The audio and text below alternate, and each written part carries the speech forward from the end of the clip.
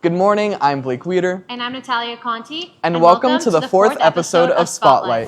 Coming up, we'll be looking at the Martin Luther King Jr. Literary and Art exhibit and hearing from one of the featured artists. Then we'll be showcasing how our local community is helping veterans through the game of golf.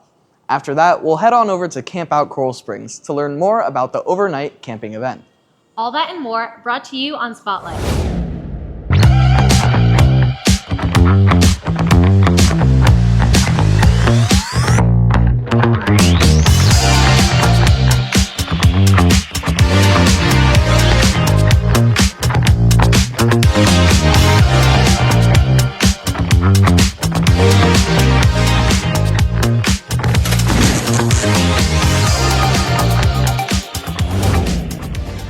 While the holiday festivities slowly wind down in the month of January, there's an important holiday that we should all shed a light to. Martin Luther King Jr. Day was on January 19th and represented an important figure in the civil rights movement. The city doesn't fail to recognize his immense efforts, though, by hosting the MLK Art and Literary exhibit here at the Center for the Arts. Artists around the city used creative works to represent his ideals. Reporter Cedric Carmat has more. Together in love, in hope, in fellowship, in brotherhood.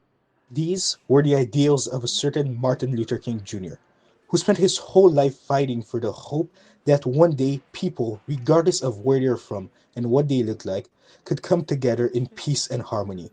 And though it has been nearly 58 years since Dr. King was taken from this world, his dream lives on.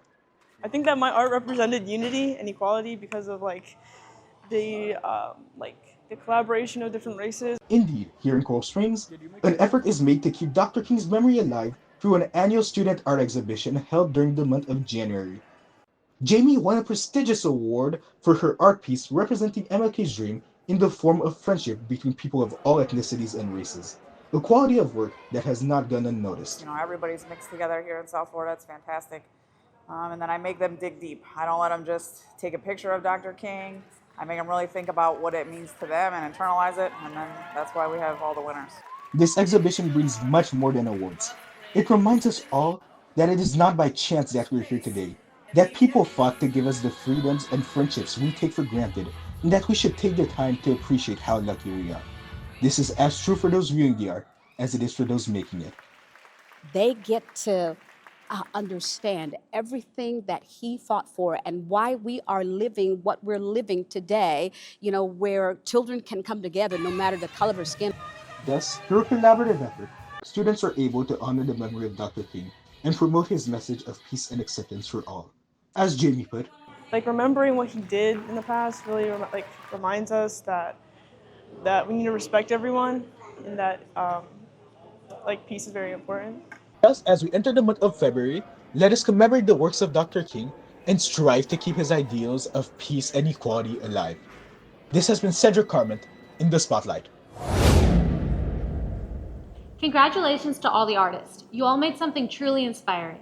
Hey Natalia, you play golf, right? Yeah, I do, Blake. Why? Well, First Tee is a local golf organization using the game to support those who have given back to us. That's right, Blake. I've heard of them.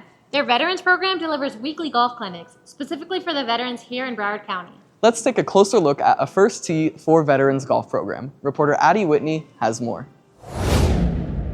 First Tee's For Freedom program is more than just a golf clinic for veterans. It's an opportunity to experience a new kind of freedom, one first earned through their service and have rediscovered through the game of golf.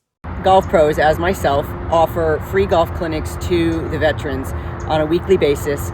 It's wonderful camaraderie, it's great healing, it's great recreational therapy. What starts as a free lesson often turns into a support system.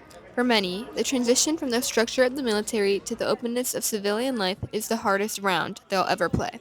But out here, they don't have to play it alone. I enjoy coming, I enjoy hanging out with fellow veterans. Keeps our minds occupied, keeps us behaving well. It's a sentiment shared by many here. The uniform may be off, but the bond remains. Michelle recognizes that for these men and women, golf is a social prescription.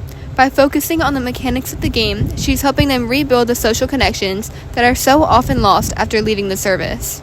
My life has been changed dramatically from working with these veterans. It's one of the favorite parts of my week that I look forward to.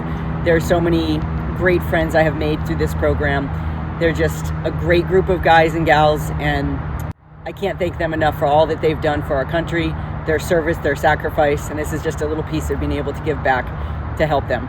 Through For Freedom, these veterans are discovering that while their service may be over, their journey toward healing and community is just hitting its stride. This is Addison Whitney in the Spotlight. Thank you, veterans, for your service, and thank you to First Tee for running such a meaningful program.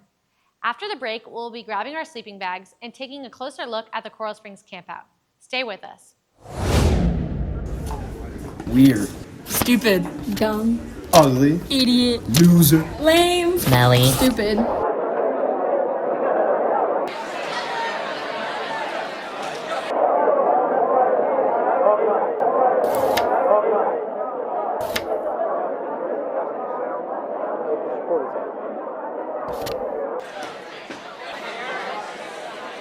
Words stick. Choose kindness. Many residents around Coral Springs recently enjoyed a family adventure just this past weekend. Camp Out Coral Springs returns this year for a night at the Sportsplex. Attendees enjoyed s'mores, kickball, and various other activities. Reporter Vicky Catala has more. Today, January 24th through the 25th, the City of Coral Springs is hosting Coral Springs Camp Out 2026 at the Sportsplex. Now in its 4th year, the event has become a tradition for families to look forward to.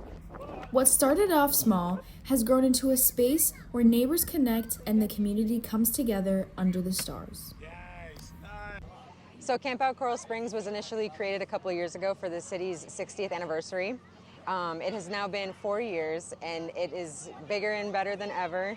We have more residents wanting to come out every year and requesting more activities.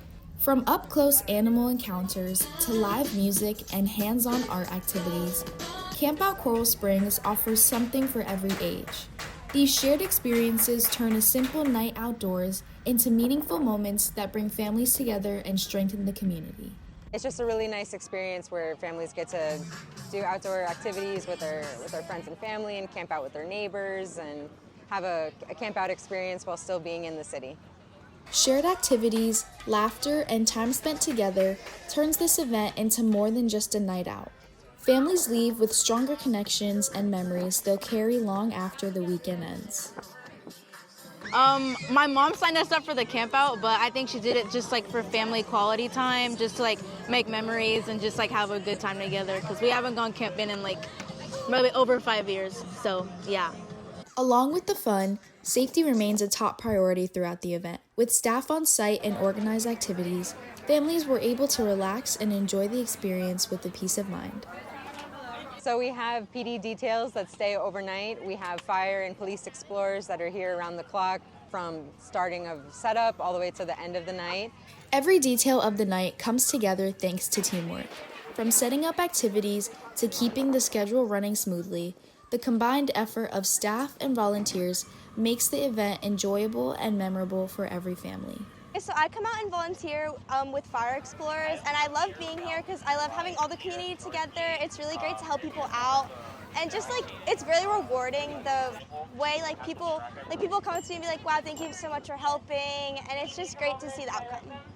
This event highlighted community connection, family-friendly activities, and a night of shared experiences under the stars. This has been Victoria Catala from Spotlight reporting. That seemed like such a fun camp out. You know, Natalia, with the new year finally coming around, everyone always tends to make New Year's resolutions. You're right, Blake. One of my favorite New Year's resolutions that I made was to spend more time with my family. That's such a good one. I always make New Year's resolutions too, but I feel like I never get to them. That's all right, Blake. You know, it really makes me wonder, are New Year's resolutions even effective? Here's my report. Wow, it's packed. January every year. All these New Year's resolutions, everyone always thinks this is their year. For about a week. Yeah.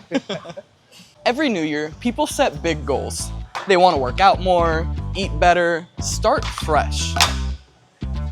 But most of those goals fade fast. So the real question is, are New Year's resolutions actually effective? New Year's resolutions started over 4,000 years ago in ancient Babylon as promises to gods.